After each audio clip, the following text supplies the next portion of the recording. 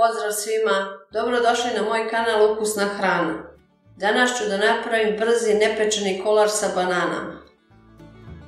Za ovaj kolač je potrebno 4 banane, litar i 200 ml mleka, 9 kašika šećera, 1 puding sa ukusom slatke pavlake i 2 pudinga sa ukusom karamele, 300 g keksa zlatni pek, 200 g margarina, 150 g kisele pavlake. Za ukrašavanje je potrebno 300 ml pavlake za šlag i 3 kašike šećera u prahu. Prvo ću da skuvam puding. Puding sam razmutla sa 200 ml mleka. U šerpu sam dodala litar mleka, dodat ću šećer i uključit ću da provri. U provrelo mleko sipat ću puding i mešati do određene gustine.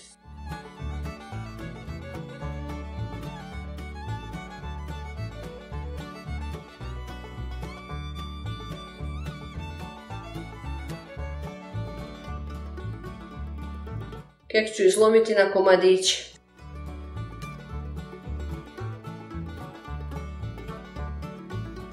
Banane sam očistila, iseći ću ih na kolutiće.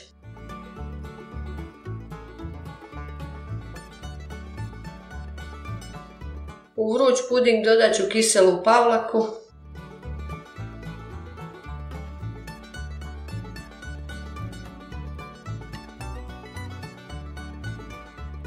I margarin.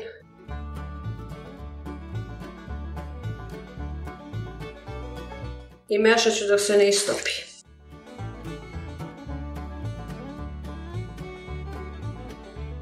Sastavit ću fil sa izlomljenim keksom.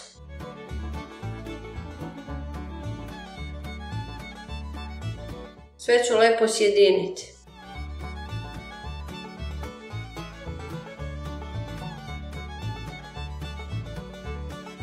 U fil ću dodati iseckane banane. Sve ću to izmešati.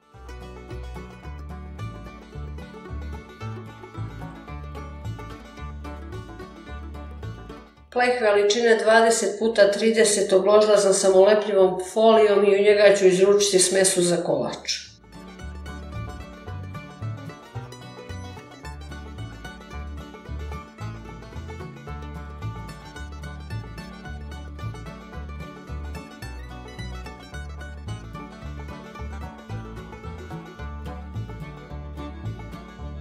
Ostavit ću kolač nekoliko sati u frižideru da se dobro ohladi.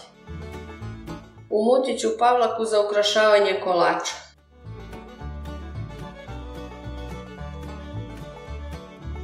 Dodat ću šećer u prahu.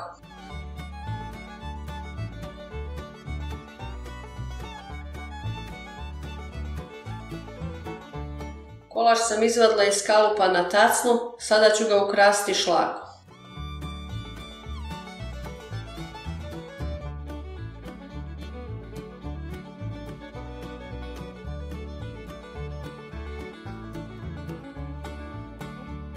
Kolač sa bananama je gotov, sada ćemo vidjeti presek. Kolač sa bananama je ukusan, kremast i osvežavajući kolač. Brzo i jednostavno se napravi, nema pečenja. Preporučujem da ga isprobate. Vidimo se sa novim receptom. Prijatno!